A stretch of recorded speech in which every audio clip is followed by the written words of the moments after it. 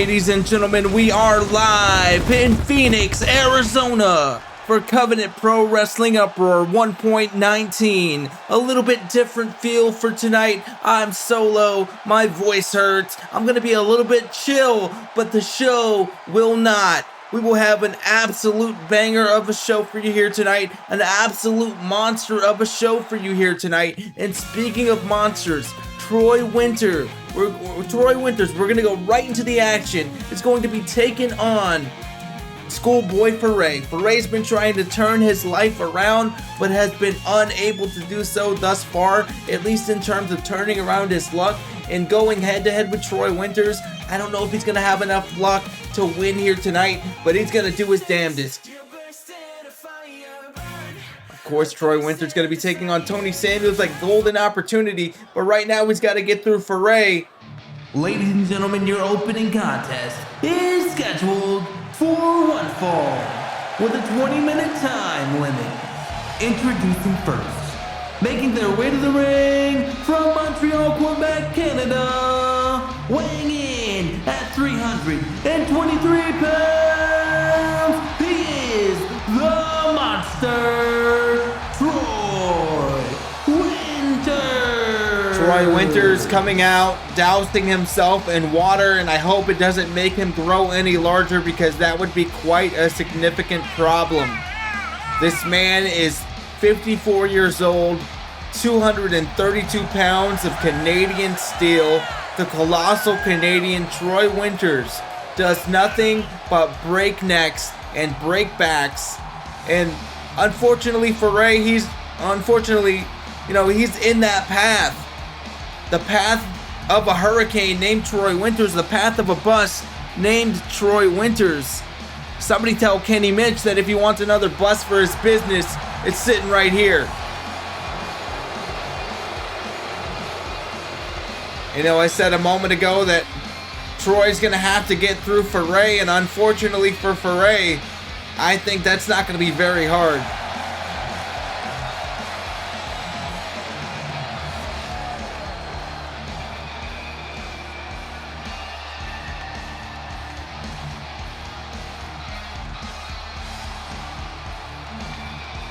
This tattooed genetic freak, Troy Winters, zoning in on his target.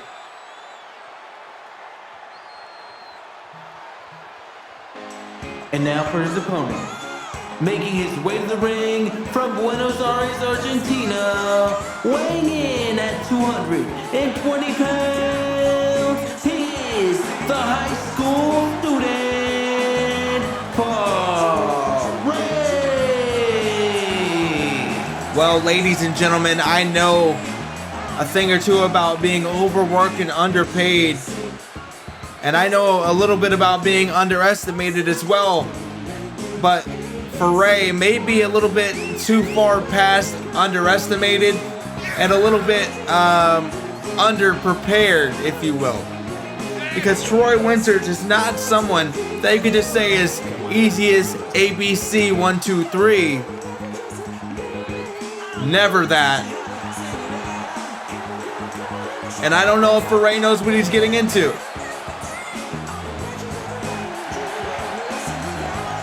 This guy might be deluded, picking his theme songs, picking his momentum for the week.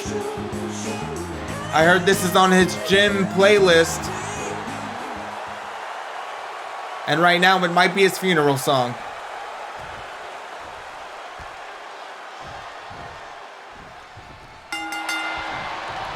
Foray coming out of the gate, really aggressive, potentially going to send Troy into the corner, but Troy telegraphing almost instantly.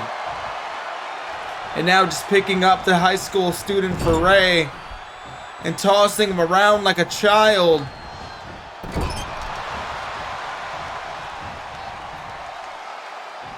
Picking him up now and dropping him over the turnbuckle. Troy Winters coming out of the gate like he's propelled by rocket fuel. There's no brakes, no stopping here, just raw attacks. And I've never been known to call Troy Winters a smart man, but going for submissions here to wear down his opponent is a good move.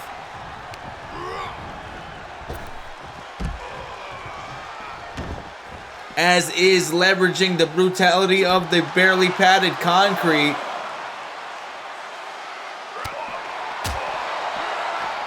In many of these Covenant Pro Wrestling matches, the barely padded concrete and the environment is the proverbial third man, just as we're seeing there. Troy Winters just tossed into the barricade, but gets up like it was nothing. Hits a big boot on Foray, and Foray is seeing all the stars. Probably searing as well, I can see it. You know, if I were in that situation, I'd be burning up after a boot like that. Give me a headache, a migraine, and get him a float over DDT.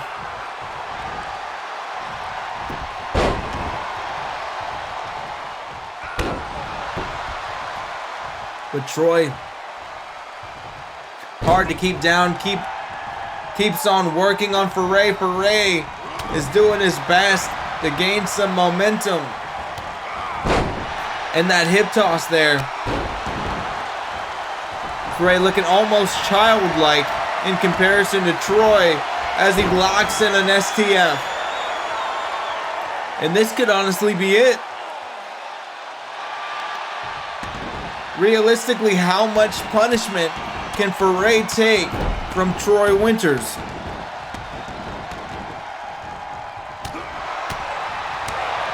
But Foray, deadly combination there.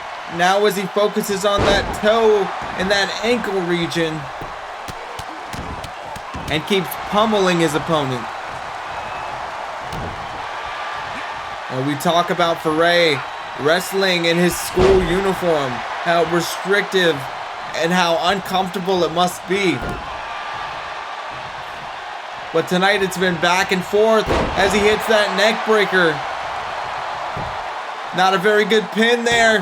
Not enough leverage, I would say.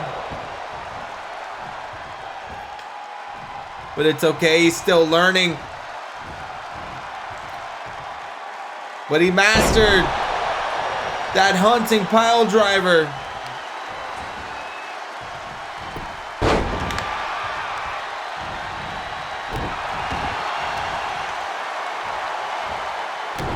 Troy Winters,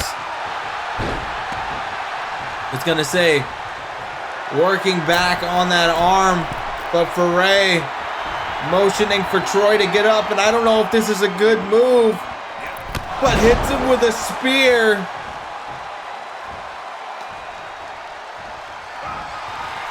And Foray could be going for that God style, and he does.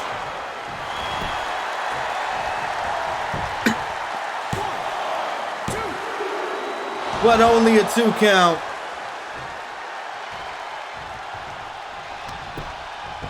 And now just doing whatever he can in desperation. A hip toss. Oh no. Troy Winters with a power slam. Slamming Foray down with authority and now just toying with him.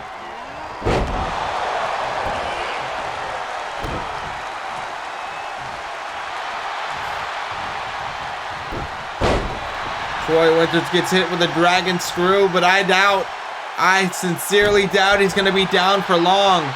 I don't know what it is about this man's diet. I don't know if he's taking a bunch of iron supplements. I have no idea. But this ancient man, despite being beaten up and bruised right now, just keeps on coming back for more.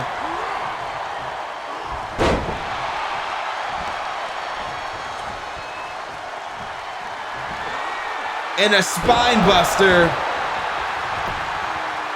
1, 2, 3. And your winner of this contest, by way of pinfall, the monster, Troy Winters. Well, he tried so hard, he got so far, but in the end for Foray, it didn't even matter. He's got to go back to school, learn some new strategies, make some new game plans, try to gain his momentum back after this loss to Troy Winters.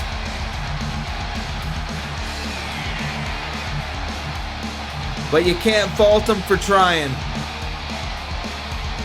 Troy Winters looking absolutely dominant as he heads toward golden opportunity, looking to face Tony Samuels and prove that he is the better of those two men.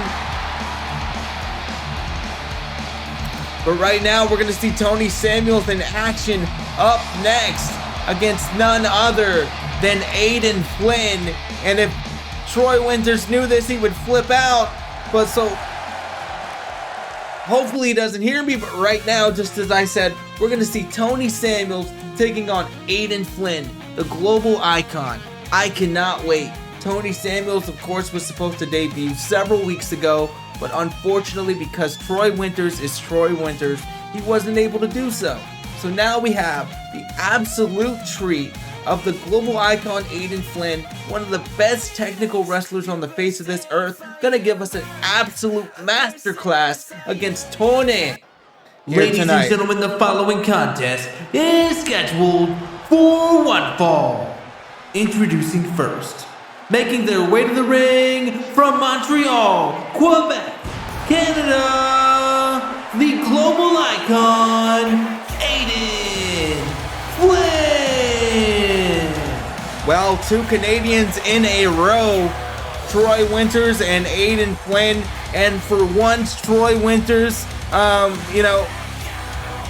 for once, Aiden Flynn, I should say, is the more liked Canadian because Troy Winters, who the hell likes that guy anyway?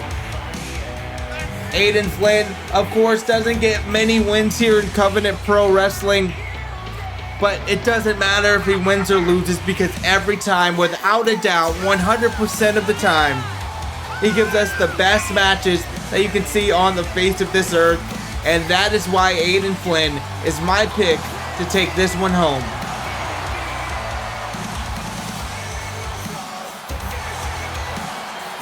He says never back down, and it's never been more true. Aiden Flynn, regardless of how many losses he takes, he never backs down.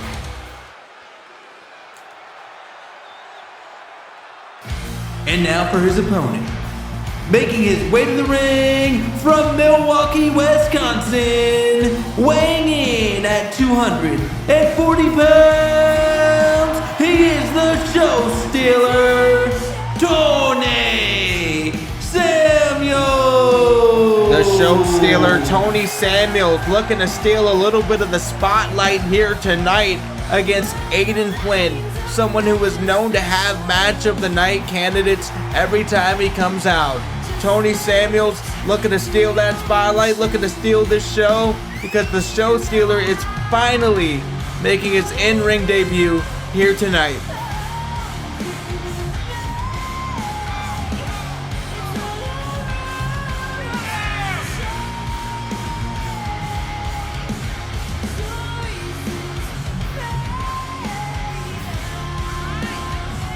Ladies and gentlemen, I haven't seen Tony Samuels wrestle in far too long.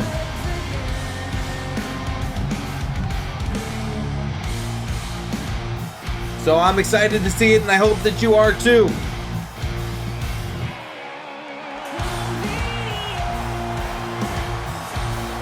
You have to excuse me, I was eating some candy to keep myself awake because let me break the fourth wall here. It's 3:42 in the goddamn morning. And while I am feeling good, I hope that you're feeling better because this is going to be an absolute banger of a matchup right here, right now, tonight.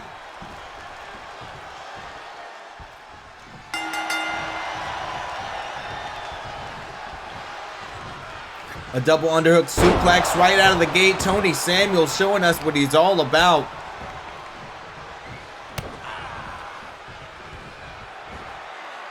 Back suplex, dropping Aiden Flynn right on the back of his shoulders, the back of his neck, and just motioning for Aiden to get up. Tony is cooking in the outside of this match. The leg is hooked, but only a 1.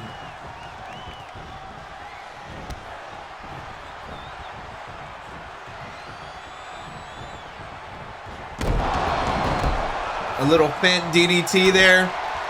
Made him think he was gonna go for something else. And then, using the big boy brains, goes for the DDT, but a snap suplex will level the playing field for sure. Tony Samuels. Atomic drop, Manhattan drop, I forget which one. Like I said, it's very, very late here in Phoenix, Arizona. And a springboard moonsault. Right on time, right on target. Aiden Flynn wrenching back on the chin. Getting all that leverage that he can. With this fast-paced matchup. This back and forth matchup can change in an instant. That twisting cutter. Standing shooting star press. Deflected with those knees up. And Tony Samuels trying to have a barrage here. Trying to put together a combination, but Aiden Flynn not having any of it. A thrust kick there. And Aiden's got his back against the ropes. Got Tony Samuels back against the ropes. And Tony is getting annihilated at this point. Aiden may be going up for the shooting stardust. No, elects to motion him up and hit him with a double axe handle.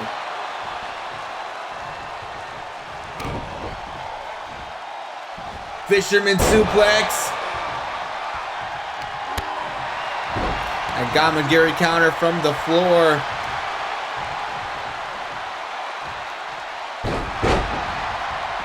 And that could just snap a tendon, break a leg. Tony Samuels doing his due diligence to take Aiden Flynn out of this matchup. But if he's not careful, if he doesn't pull his punches just a little bit, he might take Aiden Flynn out of this damn company. It doesn't seem like he cares though, because he just dropped Aiden Flynn right on his throat, right over those ropes, and hit him with an elbow drop right to the chest, knocking the wind clear out of Aiden Flynn.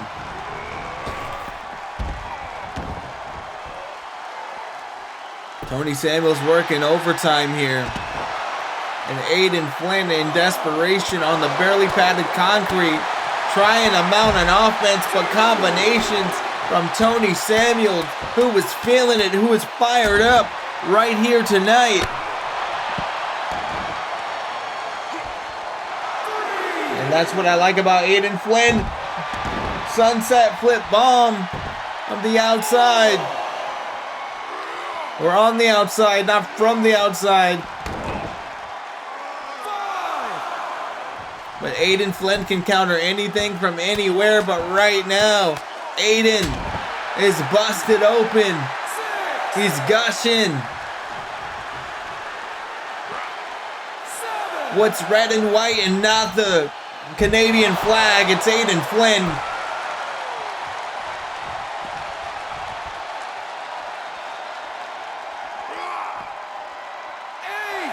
Tony Samuels not looking to make this one last any longer than it needs to. Straight jacket, German suplex. And now just well-placed kicks to the side of the head, the side of that ear. Could cauliflower that ear up. And now twisting into the bulldog choke. He's got it locked in. This could be it. We've seen this before. And Tony Samuels making an impact here.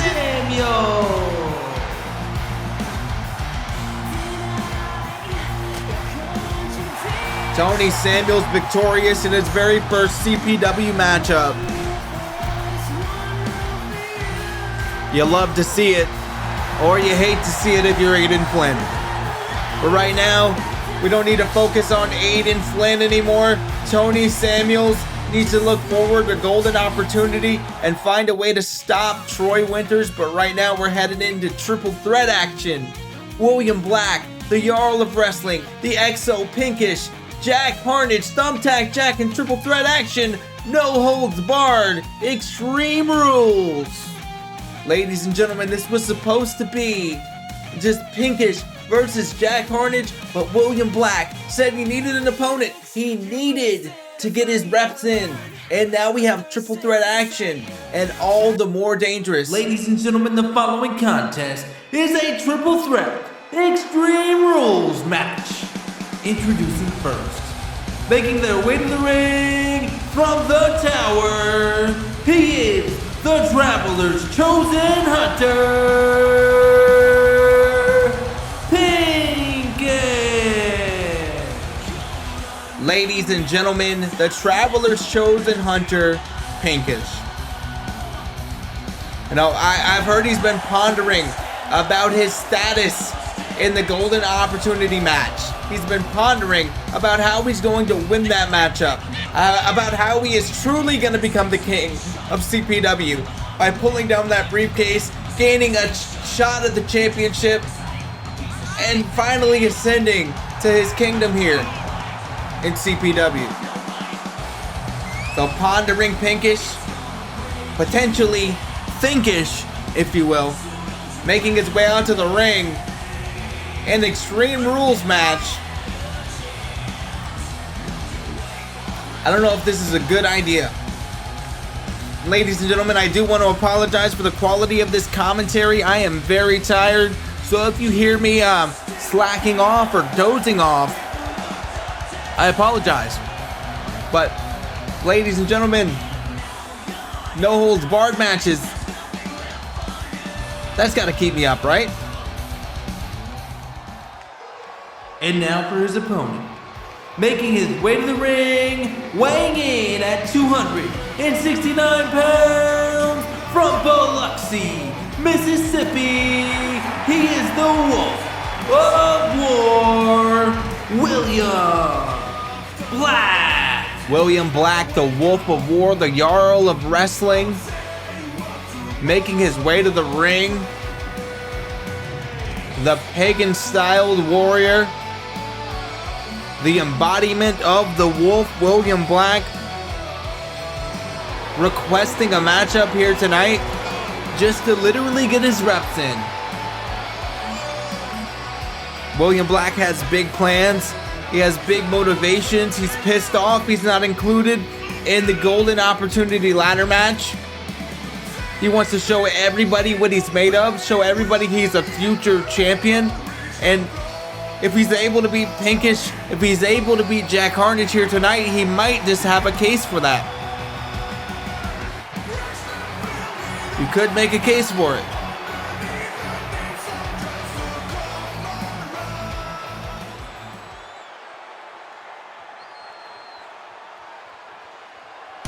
And now for the final competitor in this matchup, making their way to the ring from Dayton, Ohio, weighing in at 275 pounds, he is the Dayton Abomination,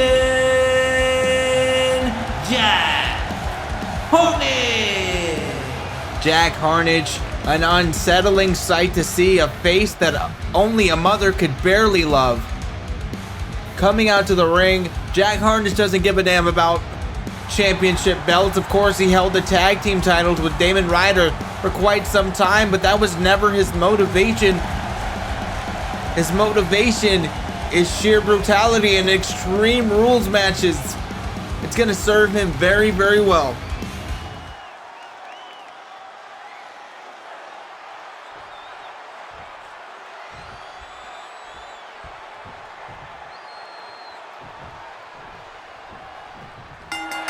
Referee Leonard Seymour calling for that bell.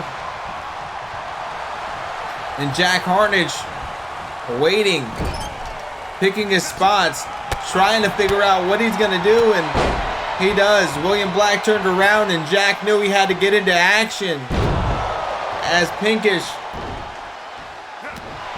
hits him with a kind of sit-out Alabama slam there.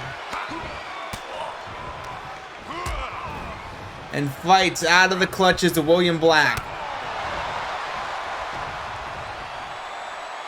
And these matchups are tough because you never know what's going to happen.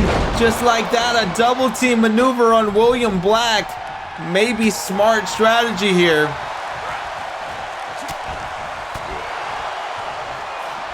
But I wonder if you're Pinkish, if you're Jack Harnage, if you're either of these competitors that expected a one-on-one contest. What do you do to take out that third man, William Black? As the knees rain down on Pinkish, the XO is just hammered into oblivion. And an innovative neckbreaker there by Jack Harnage.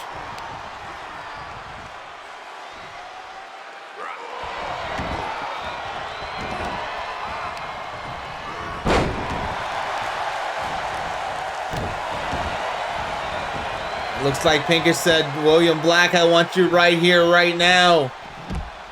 And William was happy to oblige as Pinkish shows off his strength there. And also his athleticism. Going back up top, Pinkish motioning. Hits a brutal clothesline there. Goes for the stomp, but gets hit with a cutter.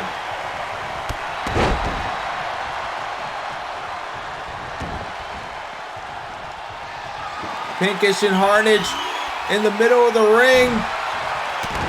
Harnage hitting a chop block, and William Black trying to get somebody hit with that chair.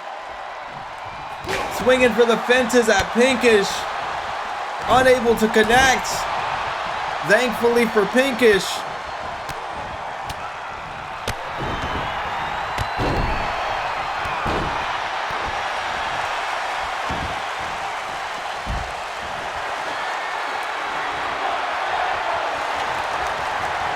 The crowd is screaming, we want tables, but they're gonna get a ladder instead.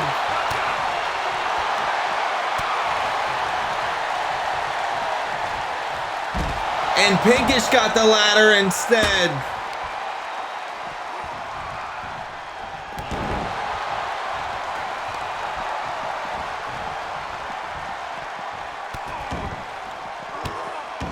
The weapons that are at the disposal of these competitors here tonight are absolutely insane. William Black looking to slam Harnage on that ladder, but unable to do so. And William, I think he caught the tip of that ladder leg right in the head, and if he didn't get it then, he sure as hell got it there.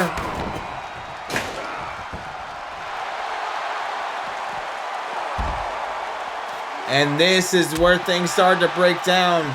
Triple threat action. Everyone's got their hands in the pot. Not enough room to stir the spoon.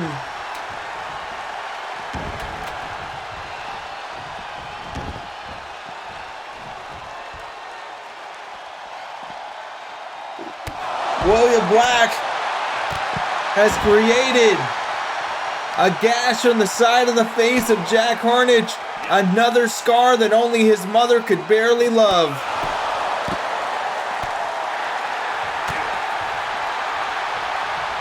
But now, William going for something, but Jack fighting his way out of it. Pinkish setting up a ladder here.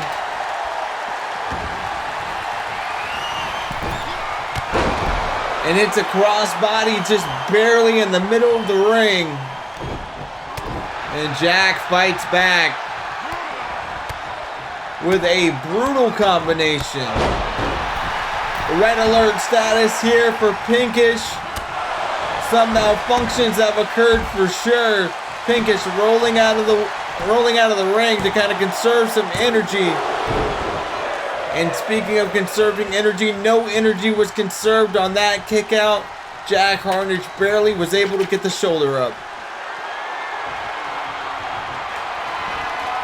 And now, could be looking for a king killer. Arms are hooked. Face is planted into the canvas. Leg is hooked. But only a 2.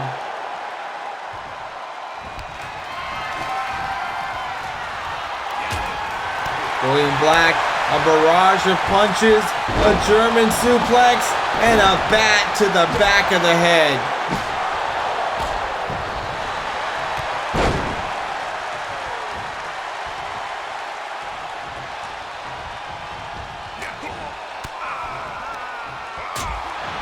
Pinkish fighting for his life here.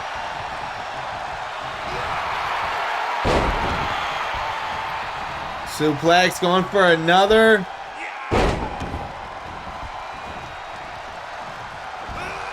Three Amigos connects. The leg is hooked. But Jack Harnage right in position to break up the pin.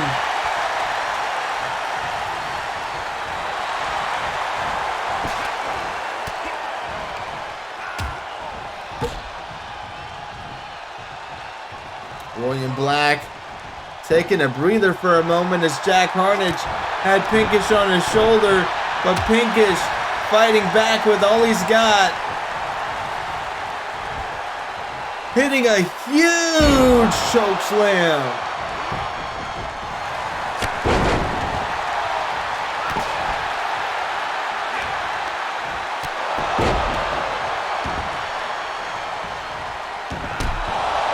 Jack Harnage kick right on the money.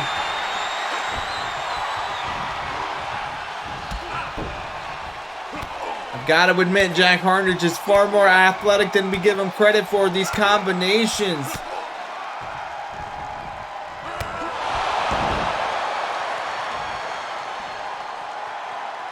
I don't know if he's trained in some kind of martial art, but it sure seems like it these days.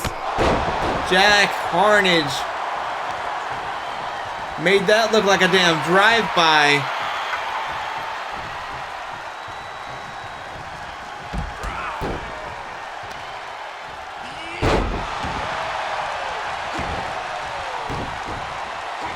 And now Harnage and Pinkish.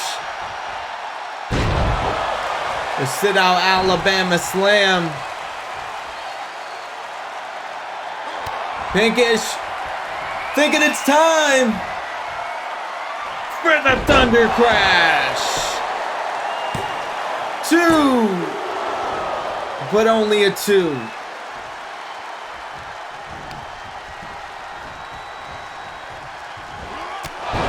A huge Superman punch there. A huge punch.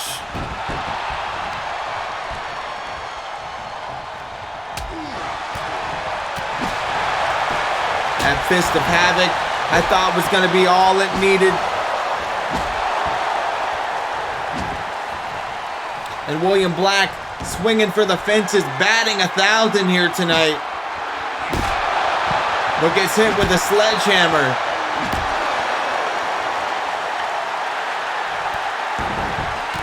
Black went for a double leg drop kick there. And Harnage looks like he's got some bad intentions here on the outside as well. Kendo stick in hand.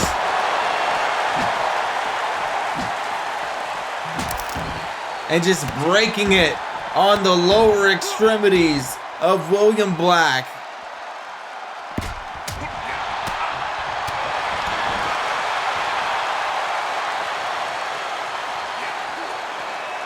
Things are disintegrating here, deteriorating here. All these men are trying to pick some spots. Single leg lung blower there by Pinkish. But William Black is right there to pick up the scraps. Pinkish has exerted himself. He's trying to do everything he can to gain an advantage. But when you have more than one opponent, it's just so hard to capitalize. And just like that, Pinkish yet again used as a lawn dart in this match.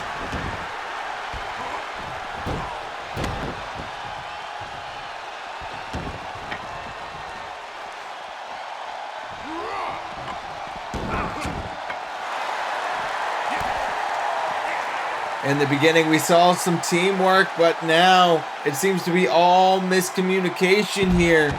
As Pinkish hits that power bomb on the barely padded concrete, but the baseball bat in hand with William Black.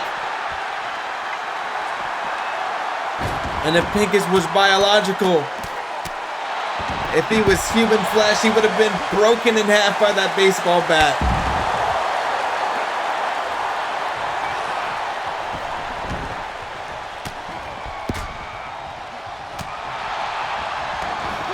Pinkish sliding out as Harnish hits the sling blade and a drop kick. Hits him with a baseball bat. Went for an enziguri, but Pinkish able to counter.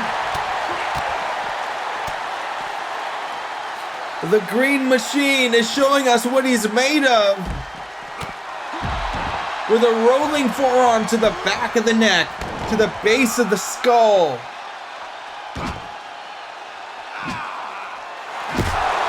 As the sledgehammer collides with whatever exoskeleton Pinkish has left at this point.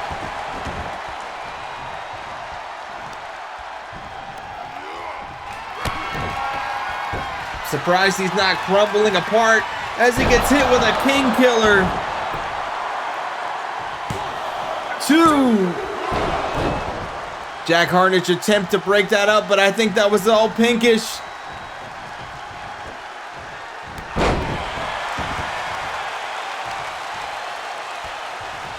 And now, both men are down. Harnish, all he's got to do is pin. All he's got to do is get the pin here. The double tap.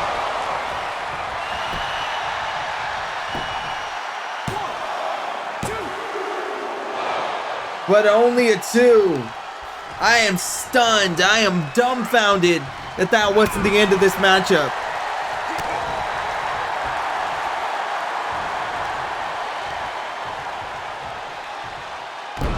And a pile driver sends Pinkish into the canvas. That one will turn Pinkish black and blue. But a sit-out Alabama slam.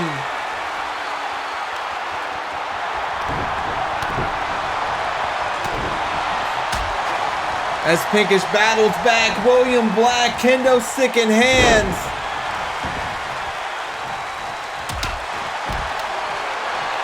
Wait a minute, Black Bang! Black Bang!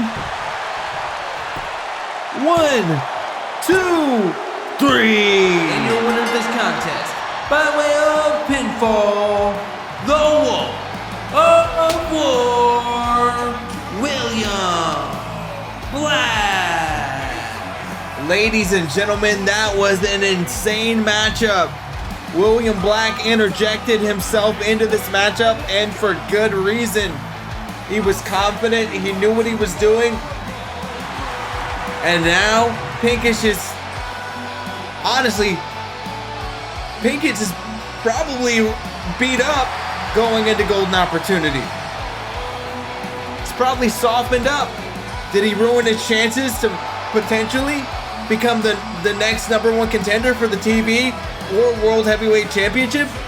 Who knows?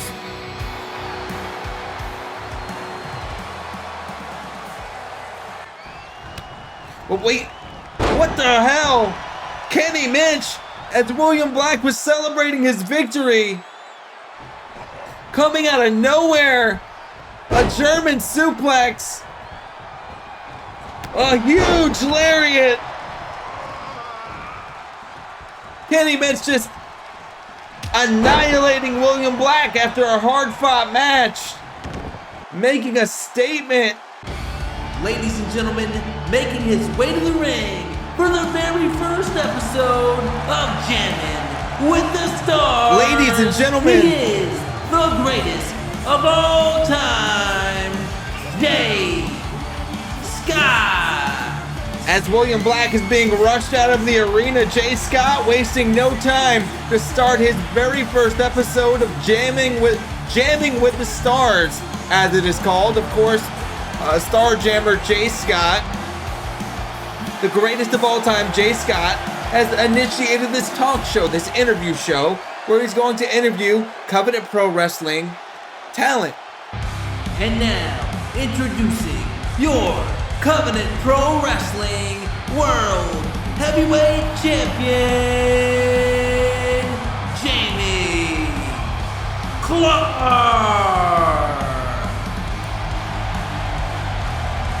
I'm not sure where Jamie Clark's championship belt is right now, but there he is. I don't know what's going on with that, but Jamie Clark nonetheless is out here. Guess he wants to protect that title at all costs, especially when you're going into the ring with your next opponent. I imagine that my broadcast colleague Jacob Clark, who is going to be in action later on tonight, is guarding both of those championships with his life.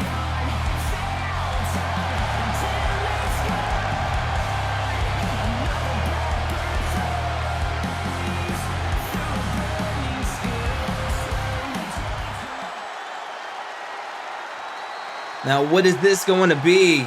Covenant Pro Wrestling, welcome to the very first edition of Jamming with the Stars, hosted by me, Jay Scott. On this show, which will be exclusive to CPW Uproar, I'll be interviewing all the incredible athletes on the star-studded Covenant Pro roster. And who better to kick off the first episode of Jamming with the Stars than with the man at the top of CPW right now, your Covenant Pro Wrestling World's Champion, Jamie Clark. Jamie, it's a pleasure to have you on the show. You've made history by becoming the second ever CPW World's Champion in a brutal match against former champion Will Sheridan. But many are saying that your toughest challenges are yet to come. Are you nervous about any matches in the future? Maybe the very near future?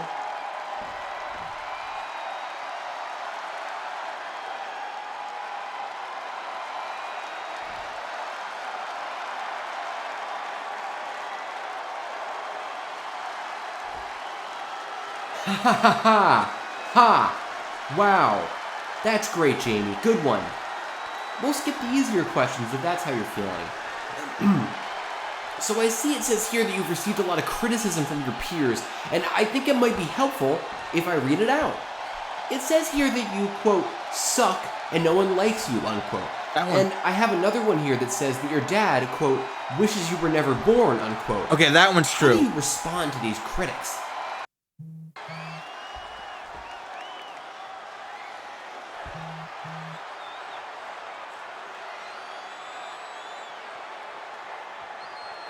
Well, it's good to know your detractors aren't getting you down. That's an important quality in a champion. I don't want to linger too long on negativity.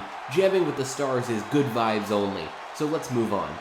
What wrestling technique do you think has the greatest chance of defeating you in a match?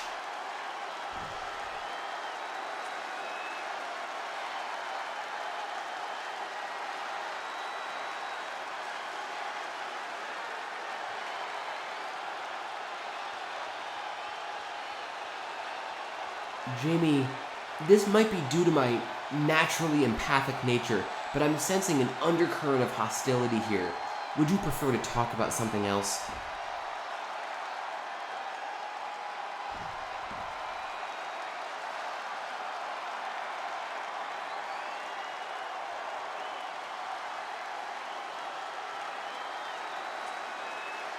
Hey, this isn't a stupid little talk show. He should have chose me. I should have been the guest.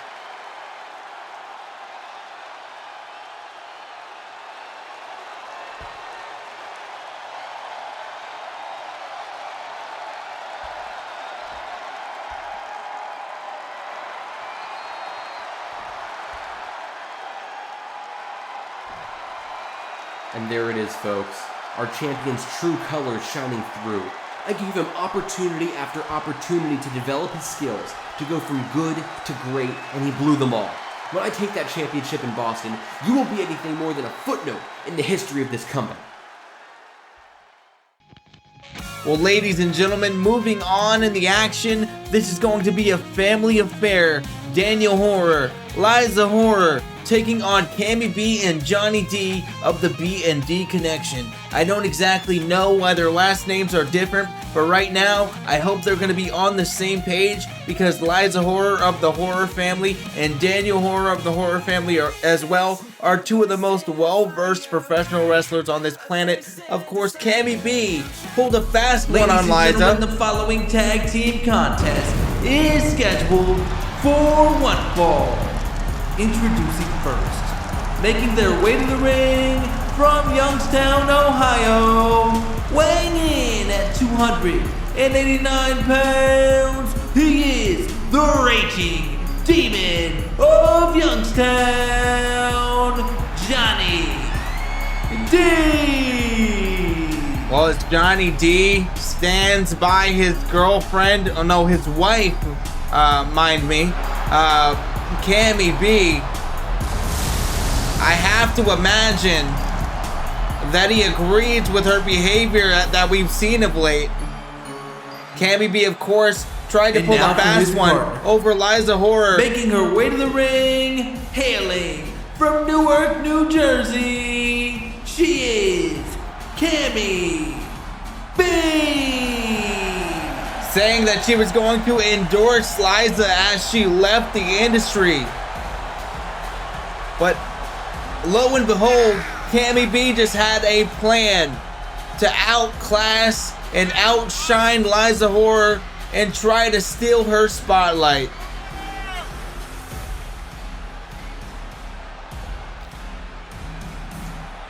Cammy B will do anything it takes to be at the top of the industry, the top of the totem pole, so to speak. Even if it's faking that she's gonna be retired. And speaking of retired, I am really tired. And now for their opponents. Making their way to the ring first. From Chicago, Illinois, weighing in at 215 pounds, he is the second City Knight, Daniel Horror. Ladies and gentlemen, Daniel Horror of the Horror family, the highly esteemed Horror family that includes Liza, Cistro, and himself, is one of the best professional wrestlers on the face of this planet, the second City Knight from Chicago, Illinois, coming here to settle this once and for all and prove that they are the true royal family in professional wrestling. The blood of Horror runs deep, and each and every one of them are talented as hell.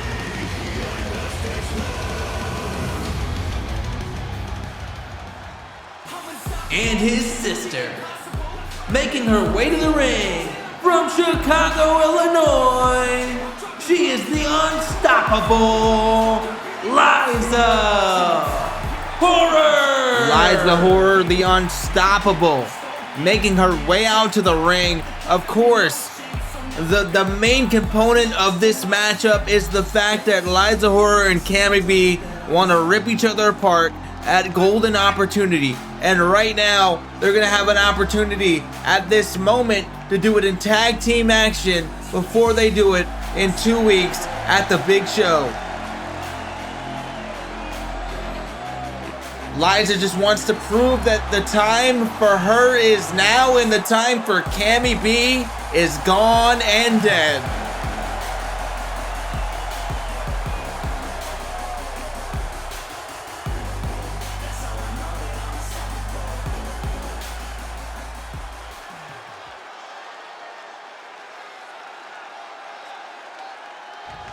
Johnny D in the corner looking angry or potentially constipated.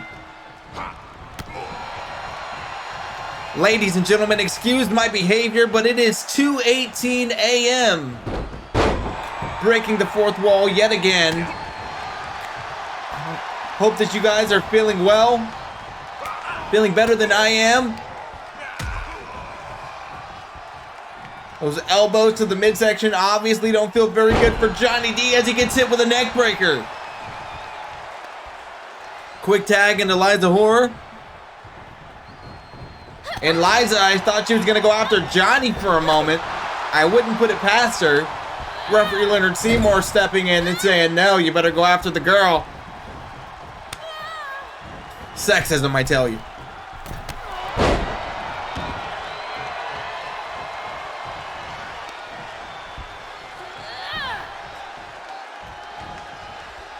Liza Horror rolling through, hits her with a nice quick kick. And just begins working on the fingers, stomping on those carpals.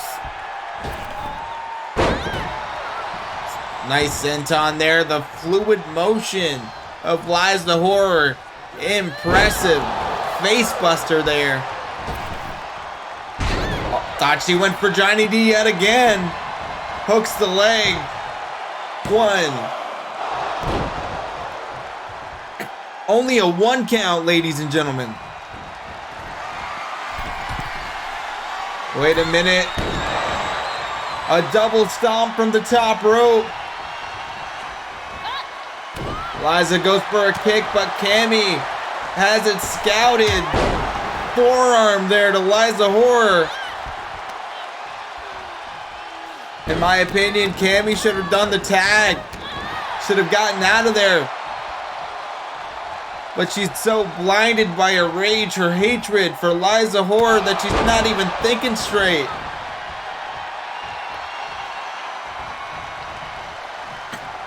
And now I guess she is. I guess she heard me. But Daniel Horror taking it to Johnny D and disrespectful slaps to the Demon of Youngstown, Ohio.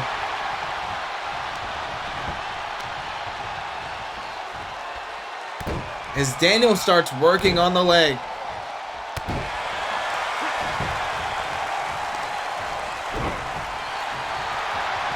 Daniel trying to grab Johnny, but Johnny is just too quick, too slippery. And now we see a delayed suplex here. Just showing off his power. Johnny D with authority.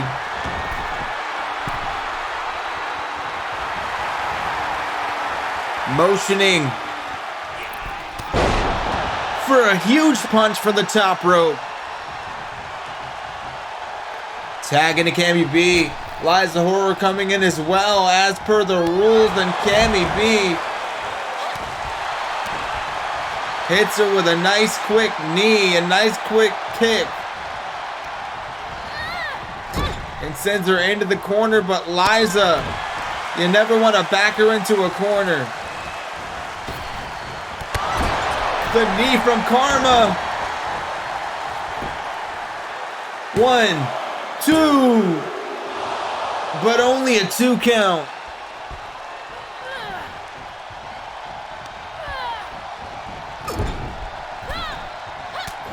Liza in the wrong corner, but she's fighting her way out of it, but gets tossed out to the outside. The barely padded concrete wins again.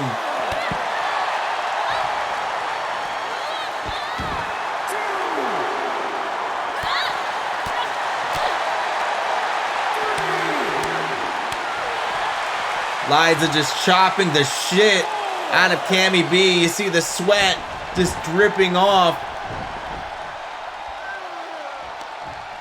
And the more tired, the sweatier you get, the more those chops hurt.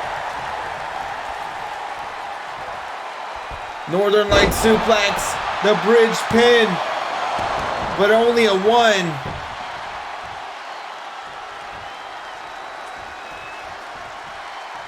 Liza Horror tagging in her brother. Daniel is in. Johnny is in, spinning back fist there. And he knocks Johnny off of his feet. Daniel Horror is showing us a different level of intensity right now.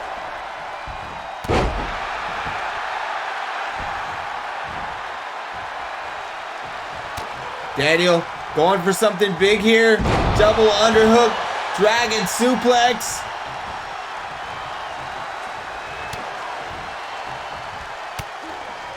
Thought he was gonna go for a German there, but Johnny fights out of it, but a spinning back fist in that combination again sends him to the canvas, sends him down to the ground.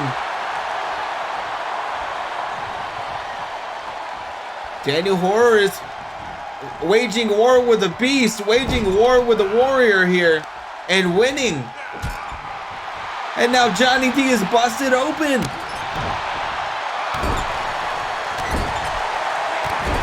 And nothing pretty about it, folks. He's just stomping away, picking his spots, and taking it to a different level of intensity.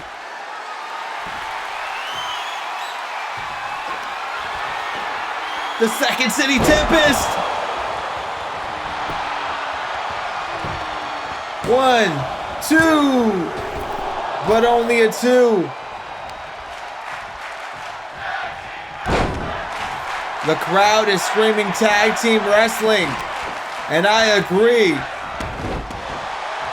This is absolutely a tag team wrestling clinic. A drop toe hold there by Daniel Horror as he goes up to the top. An elbow drop misses the mark, and Johnny D has a chance to get out of this one. Bringing Liza back in and Cammy back in as well. DDT. 2.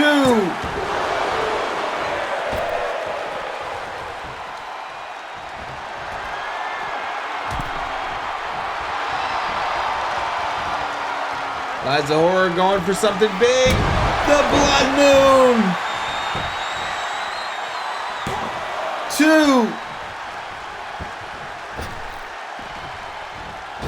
Looks like Johnny distracted the referee.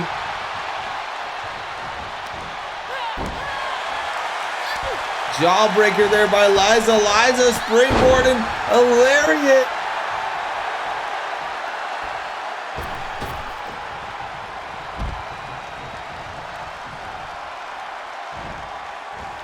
I don't know, Johnny D's not a guy I would want to piss off. I asked him for directions once, and he told me to go fuck myself. Literally.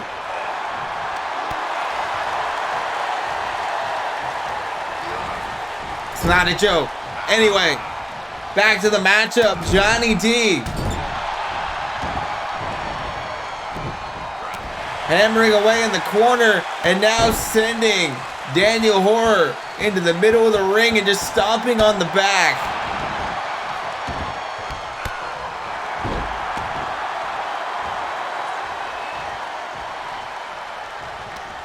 Daniel trying to send Johnny outside.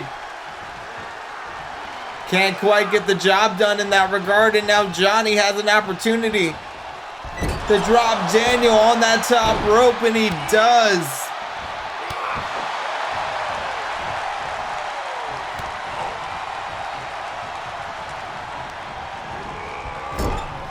Daniel's in a bad way. Elbows to the face.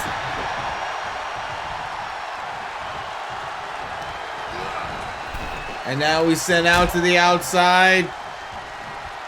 Johnny D could be looking for a back suplex here.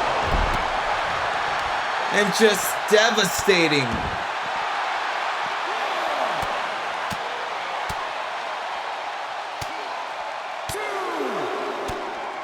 And I have a feeling Johnny's going to use all of that count. He's going to use as much of it as he can. Because this man loves to bend the rules. He loves to break rules, but only when the referee's not watching.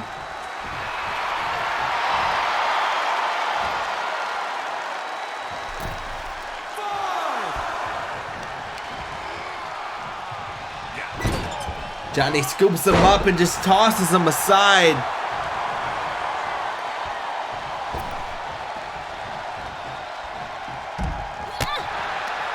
In these mixed tag matchups, sometimes it could be a deficit to tag in your partner. Because now Liza Horror, the fresher of the horrors are here. Or is here. And even though she's in a bad way right now, she could bounce back instantaneously. But Cammy B sending her to the outside.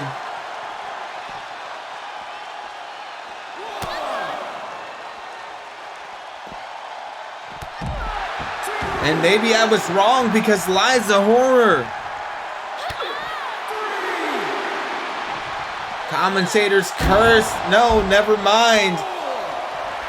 Cammy B is a freaking wrecking crew at this point.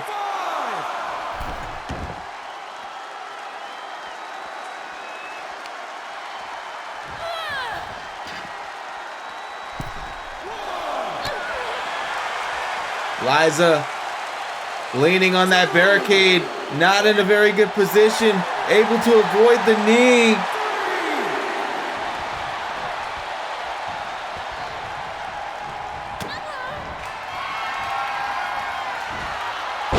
The blackout suplex.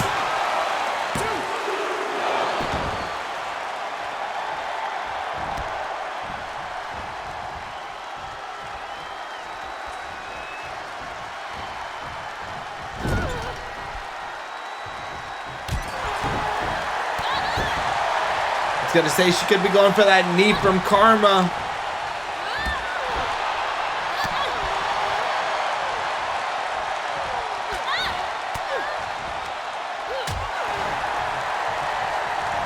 Liza Horror going after that leg.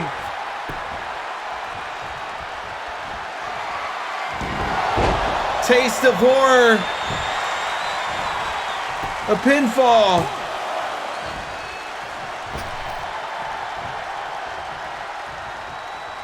Referee Leonard Seymour telling Daniel to get out of the ring. And we could be seeing another Blood Moon. Blood Moon rising. But no. Went for a meteor there. Didn't get any of it at all almost. Johnny D making his way back in the ring. Daniel making his way back in the ring.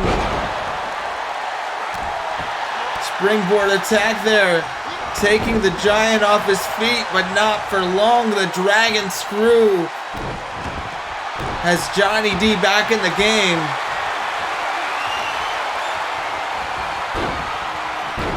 And Liza breaks up the submission.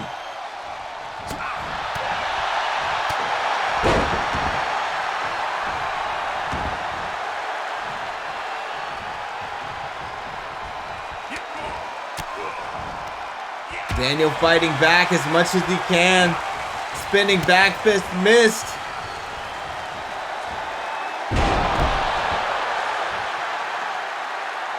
Hit that face buster.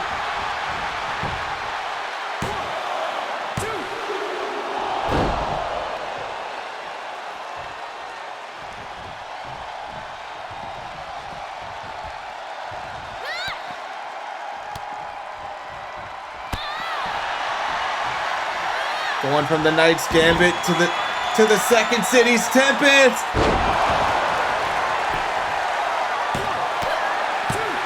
Three.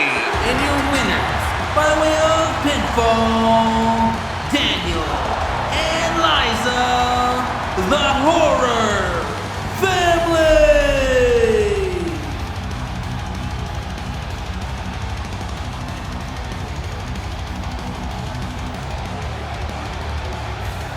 Ladies and gentlemen, we're about halfway through this show. We're more than halfway. And we're just getting started. The Horror Family is victorious against Johnny D and Cammy B.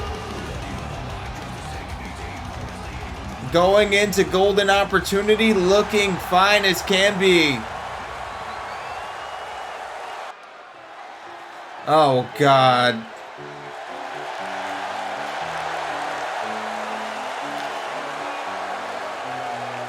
Not even the announcer cares to talk about this guy. This little freak literally abducted Morgan Sharp 2 weeks ago.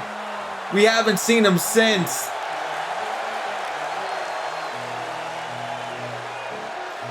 What the hell is he out here for? I better shut up before he takes me, though. Ooh. Guy gives me the freaking heebie-jeebies.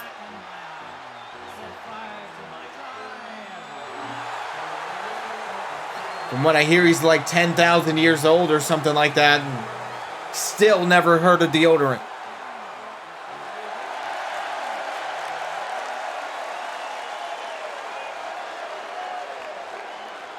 Hello, boys and girls.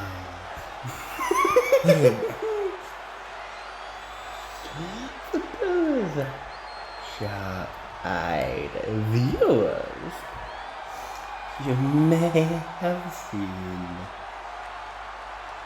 a certain individual gone.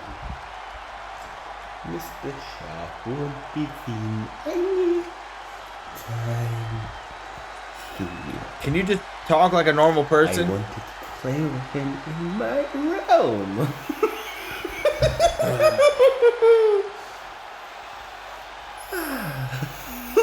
So gross.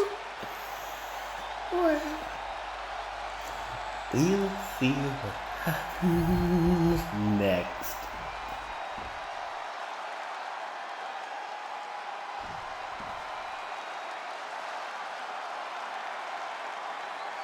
Wish.com Pennywise.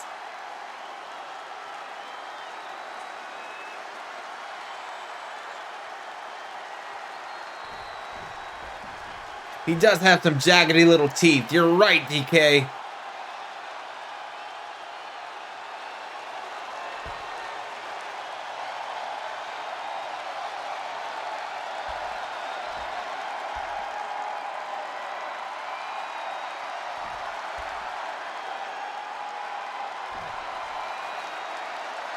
Strong words from Dragon Kid.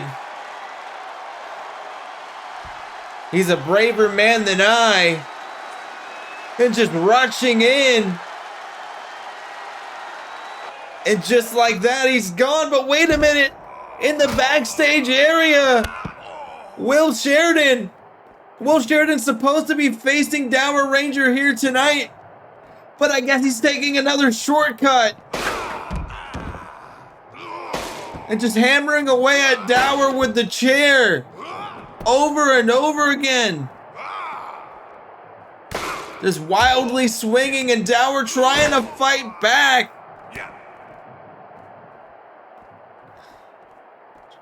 Sheridan, don't. Thought he was gonna go for a suplex, but that wasn't much better.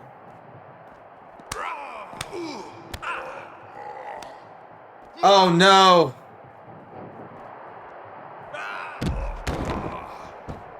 Dower Ranger has just been killed. Literally, he's gotta be dead. But now we're moving on to the action because we just literally don't chill. Covenant Pro Wrestling does not chill. Lauren Osborne versus Belle Florent. Labette de Bordeaux versus the Welsh Firecracker. Belle Florent and Hisano have been trying to get Lauren Osborne to join forces with them, and Lauren Osborne will just not do it. And I don't understand why they just keep trying and trying and trying.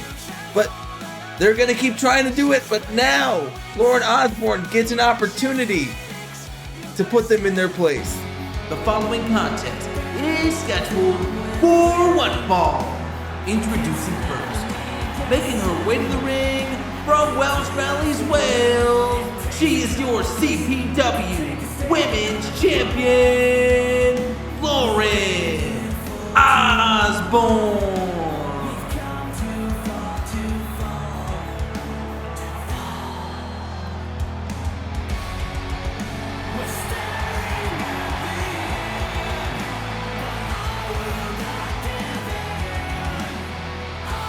Ladies and gentlemen, I apologize for my silence. Breaking the fourth wall again, it's 4:38 a.m.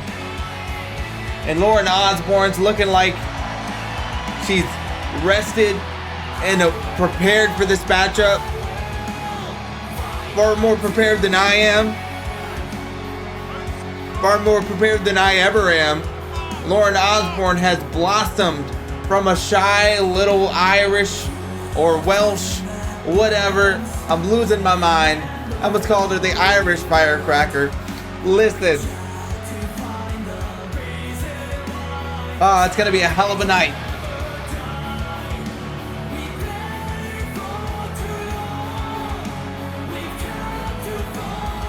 Regardless, Lauren Osborne has become a fighting champion, and she's gonna have to keep fighting because she's gonna have Hisano, a golden opportunity, wanting to take that belt off of that waist, out of those hands, and she's gonna have to fight until the end. And now, making her way to the ring from Bordeaux, France, she is La Bête de Bordeaux, Belle Florent. Belle Florent, La Bête de Bordeaux. I believe that means the most nefarious bitch in all of professional wrestling. She puts on this sweet face. She tries to pretend like she's an upstanding citizen, but her and Hisano, they're just bullies. They're jackals. They take advantage of kind-hearted, light-hearted individuals like Lauren Osborne, and they try to form her into something they can manipulate, but Lauren Osborne will not back down.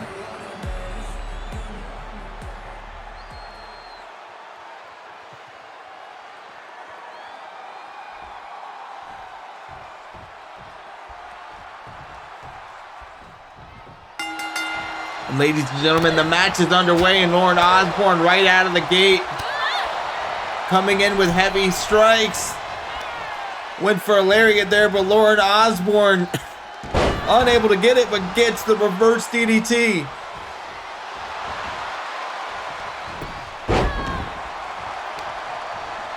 Belle Florent, a master of submissions, a master of the ground and pound.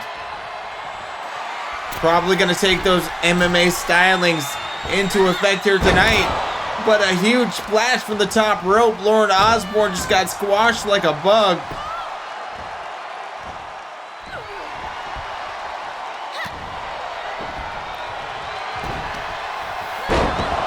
And the Welsh firecracker is just flattened by a spine buster. Now there's many things about this Killer Instinct group, this faction, if you will, that I don't quite understand. It's a secretive society of badass women with questionable motives. But why? Why exactly do they want to take advantage or even take on Lauren Osborne and make her a member of their group?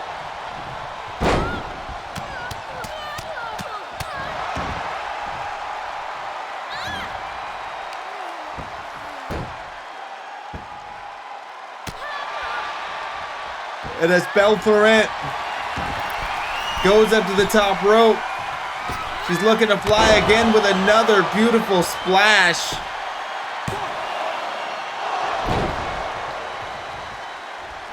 I was under the impression that she was going to stick with the ground game.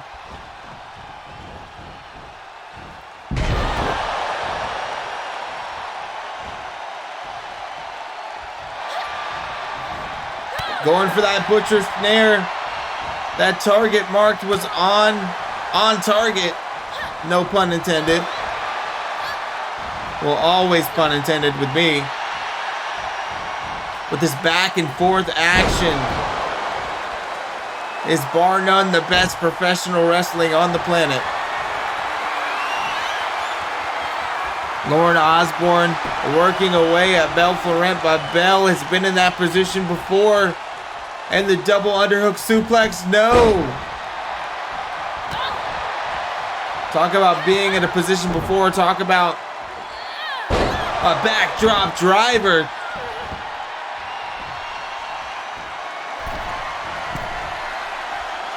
Lauren Osborne, the airborne Osborne. This could be it. But no, only two. Referee Leonard Seymour couldn't even believe it. I couldn't believe it. Lauren couldn't believe it. The knee. One. But only a one.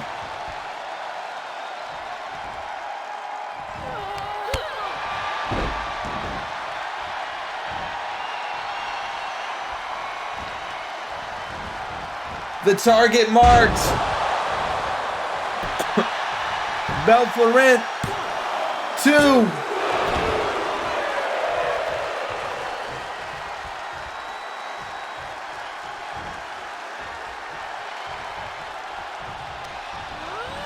Sending Lauren into the corner. Belle Florent stomping away at her opponent.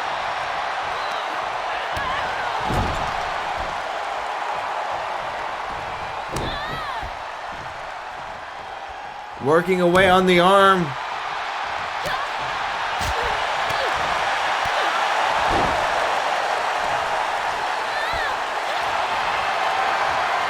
In the butcher snare. The butcher snare is locked in. Lauren Osborne could be fading. She could tap out. But referee Leonard Seymour says no.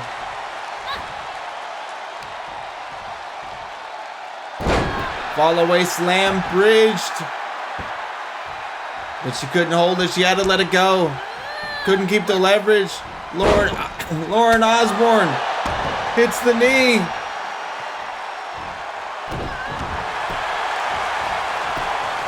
One. Wait a minute. Belle's got the rope.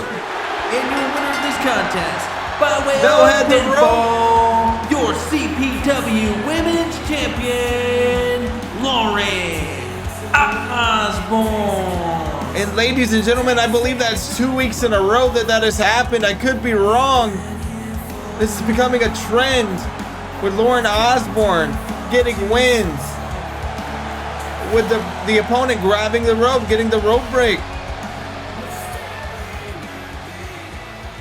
And ladies and gentlemen, as we head into golden opportunity, Lauren Osborne is looking good, looking poised for some action. But speaking of being poised for action, Emma Barkley is up next. But against who? I have literally no idea. Nobody gave me any notes for any of this. I have no idea what's going on. Who the hell is Emma Barkley gonna face? I know Emma Barkley's gonna be in the golden opportunity ladder match and she wants to get some practice in. But literally, I don't even know what the hell's happening right now. The following contest is scheduled for one fall with a 20-minute time limit. Introducing first, making her way to the ring from Huntington Beach, California sweetheart, Emma Barkley. Emma Barkley making her way out to the ring. Going to be in the golden opportunity ladder match.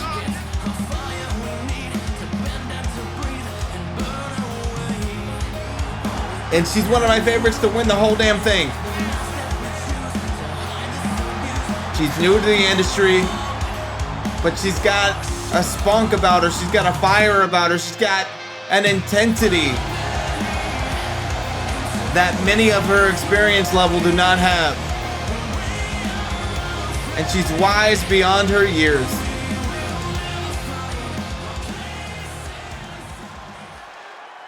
And now her opponent, making her way to the ring from the Pan American Estates Mobile Home Community in Scottsbluff, Nebraska. It's Max Wheeler. She is the Trailer Park Princess, Max Wheeler. Ladies and gentlemen, Max Wheeler's got a new vibe and a new attitude. Coming to bring it to Emma Barkley.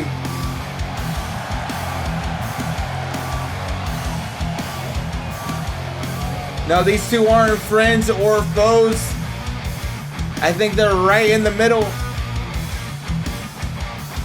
Frenemies, if you will.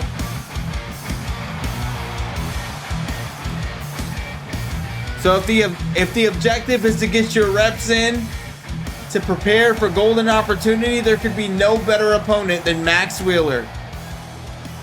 And Max Wheeler versus Emma Barkley is going to be a goddamn sight to see.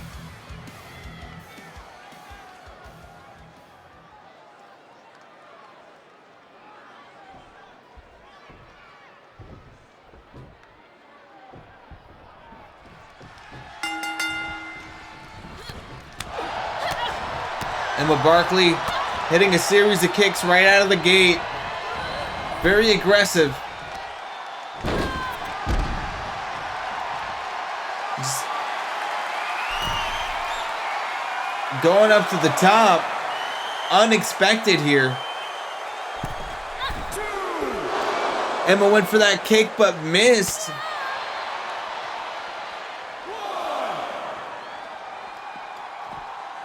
And I've got to say, Emma's got to be careful fighting Max on the outside.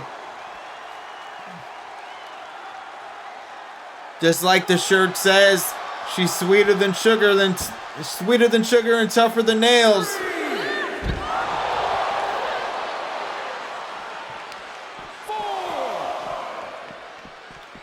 Referee Leonard Seymour up to a count of 4. Of course, we do have up until a count of 20 in CPW. And Emma Barkley, what an athletic maneuver there. Sending herself launching.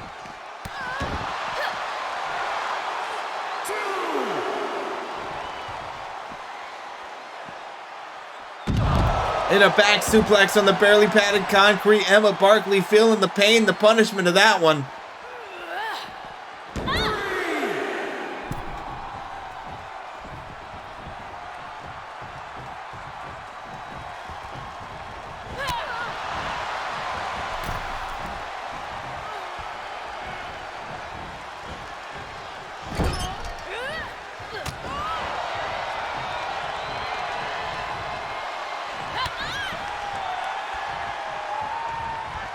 Max Wheeler got Emma Barkley over the shoulders.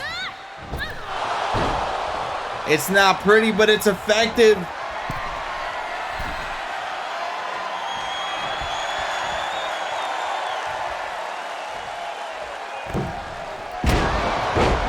Stunner from the top.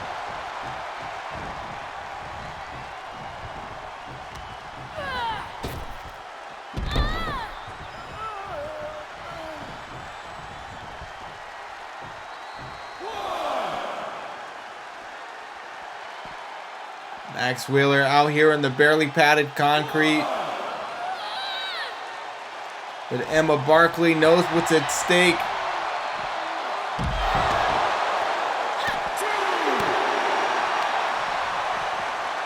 And serves her up a little slice of devastation there.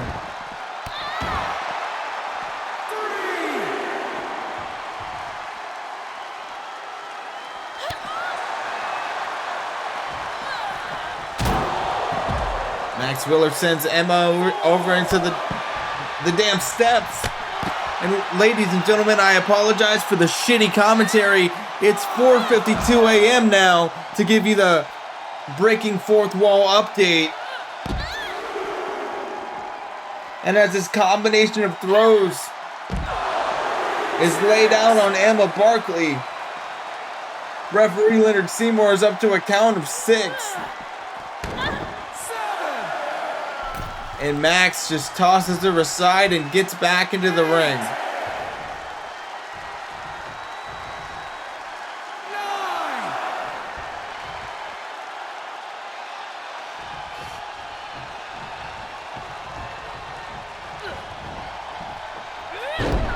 Max Wheeler hits the shake and bake.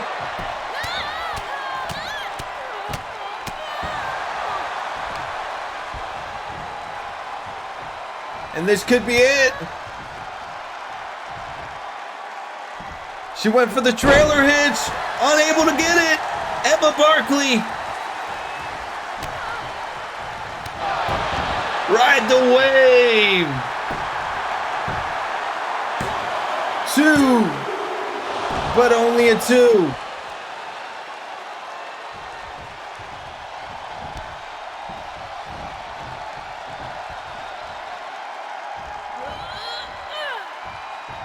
Emma tosses Max into the corner.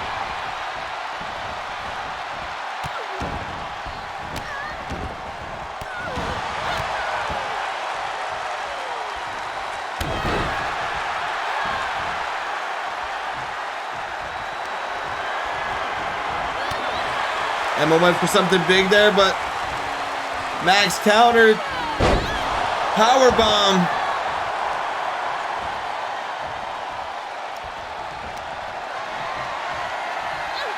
And Mama's last cigarette.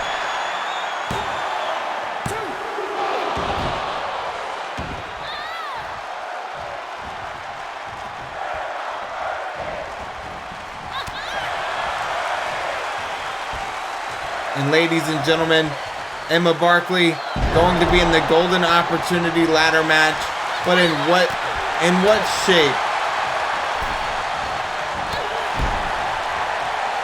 I think Max Wheeler nearly hyperextended that elbow there.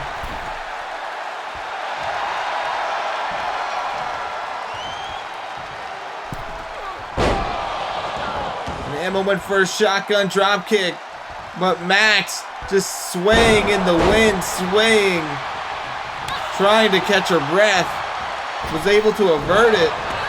Also able to avert that one.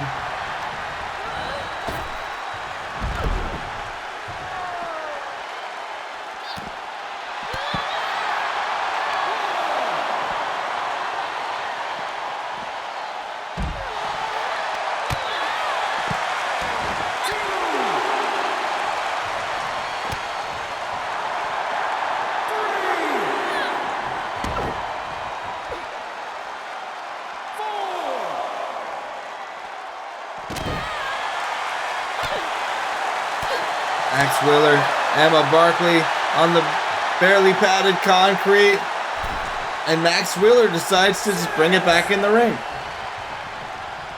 Now Max does have significant respect for Emma Barkley,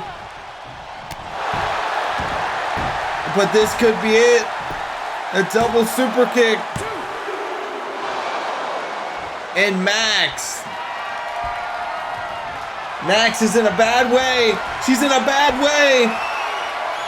California dreaming.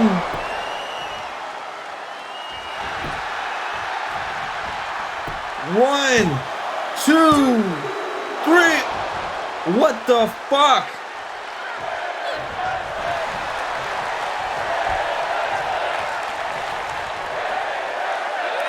Alabama slam sends Emma Barkley to the mat. And the bow and arrow stretch. Max has been known to put people out with this before, and she's got those knee braces, those metal braces, just digging into the flesh of Emma Barkley, making matters even worse.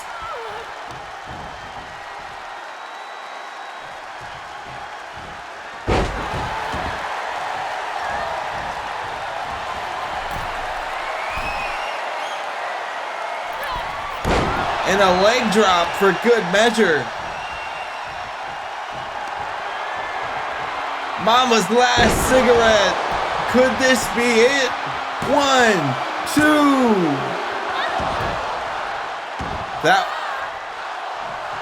That was the closest 2 count I have ever seen. Big boot attempted by Max there. Emma Barkley got out of it, but couldn't deflect that jawbreaker. And Max going into the well for a move that we don't see very often. Jesus Christ. Takes her up. Drops her down.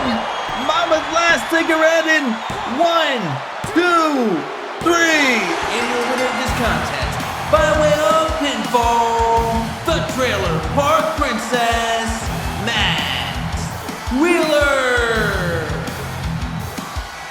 Max Wheeler, victorious over Emma Barkley, a competitor in the Golden Opportunity match.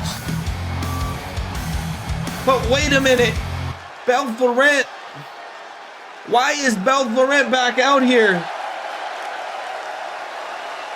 What the? Belle Florent's gonna be in the Golden Opportunity match as well, I forgot. But a stunner from Selena Adams.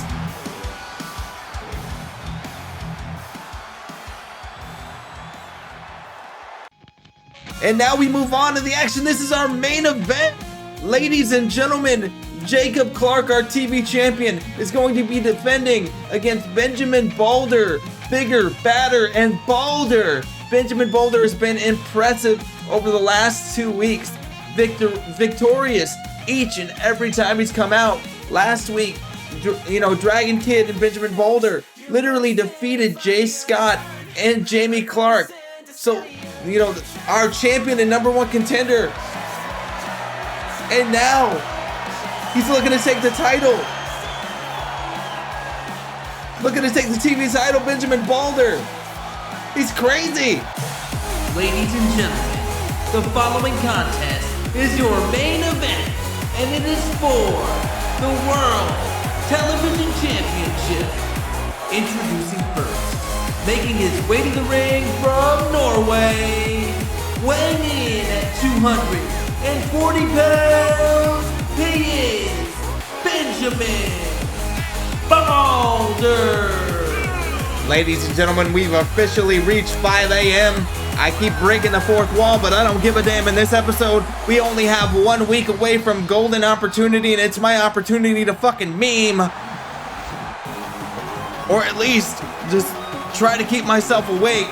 Benjamin Boulder is gonna do just that, because every single time we've seen him, he's been so damn entertaining.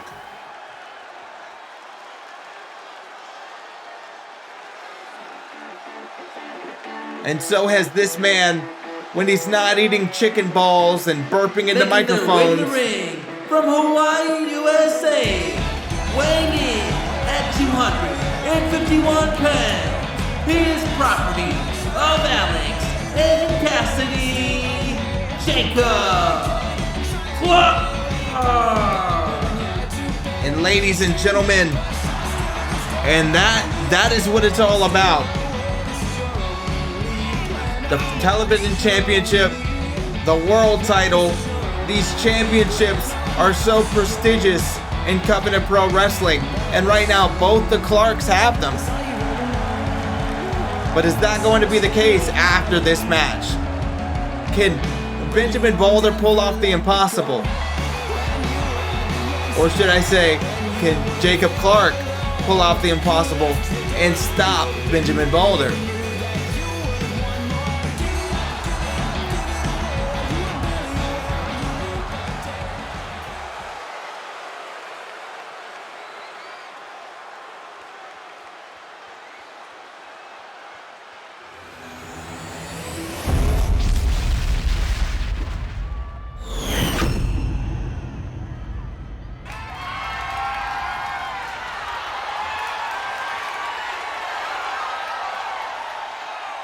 Benjamin Boulder stretching it out a little, trying to limber up. He's going to need it with all of his offense. Very, very important that he's accurate. There's all these springboards, all these top rope maneuvers. And Jacob Clark is unimpressed. All he knows is it takes one midnight to say goodnight to Benjamin Boulder.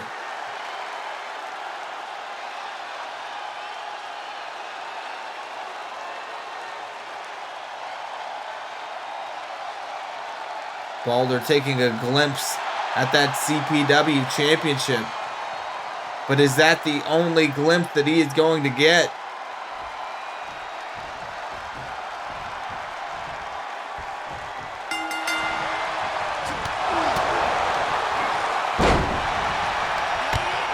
Both men coming out of the gate pretty damn aggressively. Benjamin Balder in a bad way here. Elbow drop. Gamagiri counter from the floor. A springboard splash attempt, but Jacob Clark now just clawing at the nose and mouth of Benjamin Balder.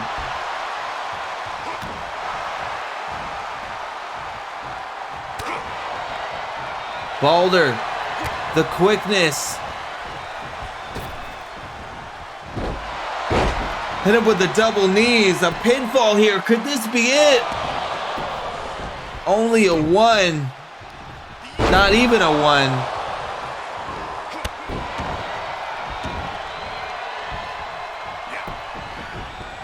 Jacob Clark. Gonna say Jacob Clark was in a bad way, but he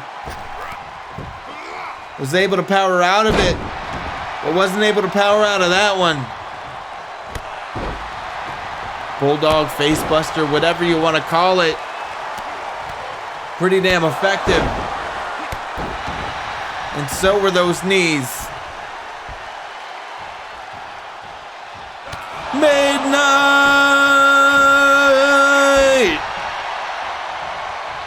It's actually 5:05 a.m.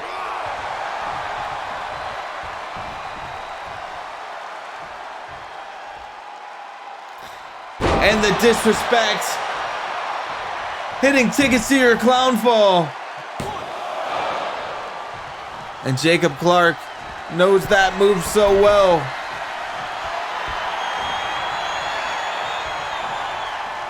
But does he know this one? The Hurricane Rana.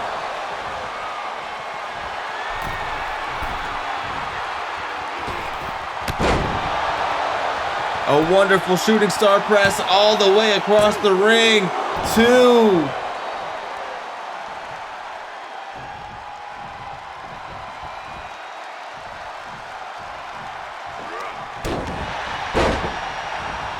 Benjamin Balder keeping up the offense.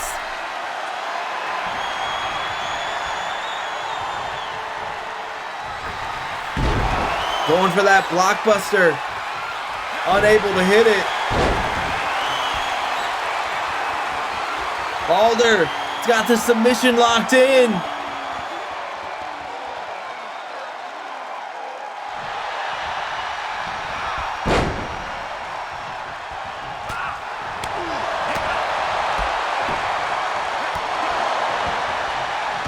But now Jacob hitting that combination.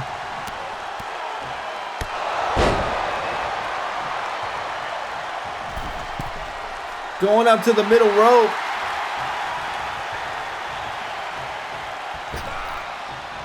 With a Hurricane Rana of his own.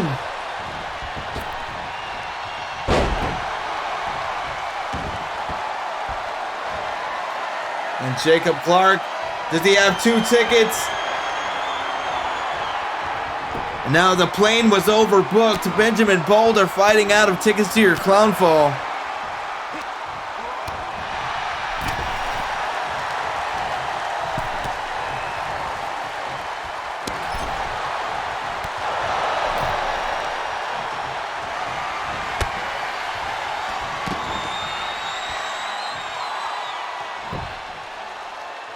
And he's going for a dive.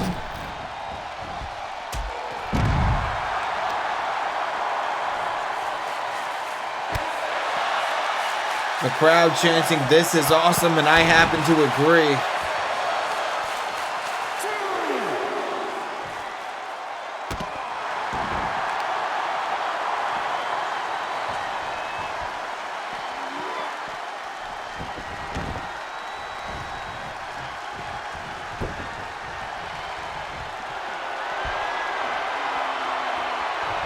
Two tickets. Came up short again.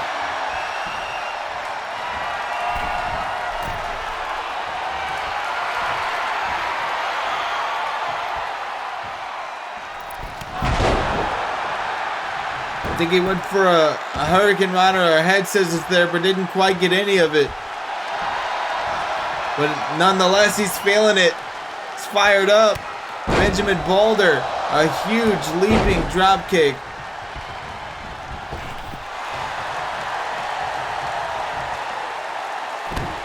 But the strength of Jacob Clark. And a midnight 1, 2.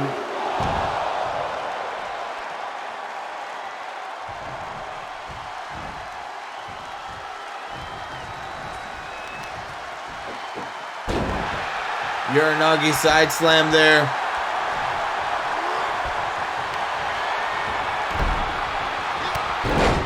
Drop toe hold by Benjamin Boulder. Snap suplex by Boulder. Boulder's going up. He's looking for the Rainbow Road. And he hits it.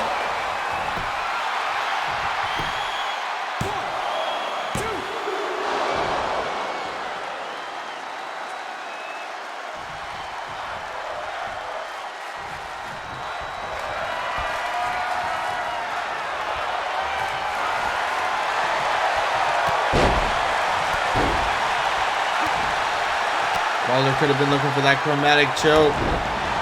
He hit a dragon screw instead. Going back up.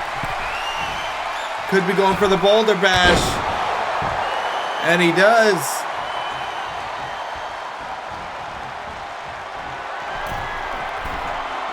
Could be looking for the Rainbow Road yet again. And he hits it.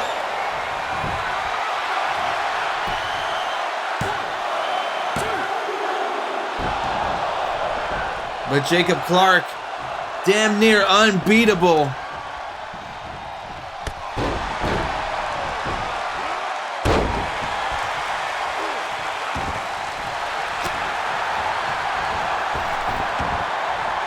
Head scissors.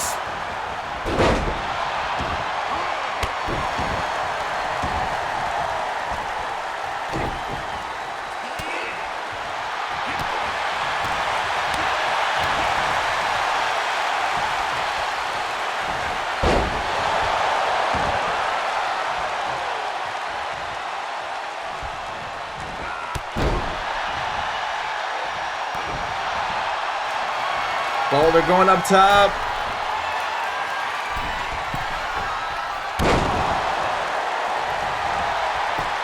One, two, three. And your winner of this contest, by way of pinfall, he What is the- your new CPW television Ladies and gentlemen. champion, Benjamin Boulder. Benjamin Boulder is your new Covenant Pro Wrestling World Television Champion.